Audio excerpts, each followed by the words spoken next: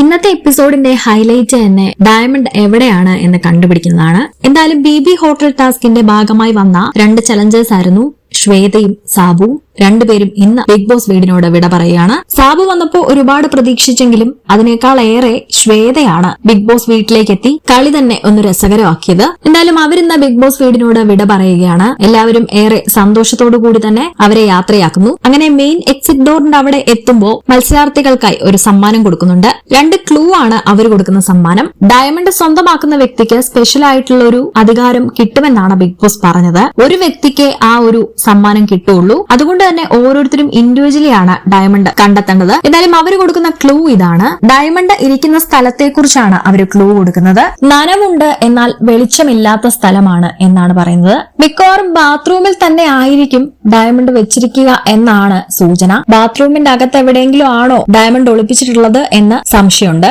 എന്തായാലും ഇന്ന് ഈ ഡയമണ്ട് കണ്ടെത്താനായിട്ട് മത്സരാർത്ഥികൾ തമ്മിൽ വലിയൊരു പോരാട്ടം തന്നെ നടക്കാൻ സാധ്യതയുണ്ട്. ഡയമണ്ട് കണ്ടെത്താനുള്ള വാശിയിലാണ് ഓരോരുത്തരും. ആരാണ് ആ ഡയമണ്ട് കണ്ടെത്തുക എന്ന് കാത്തിരുന്ന് കാണാം. ഡയമണ്ട് എവിടെ ആയിരിക്കാനാണ് സാധ്യത? നിങ്ങളുടെ അഭിപ്രായം കമന്റ് ചെയ്യൂ. കൂടുതൽ അപ്ഡേറ്റ്സിനായി സബ്സ്ക്രൈബ് ചെയ്യൂ.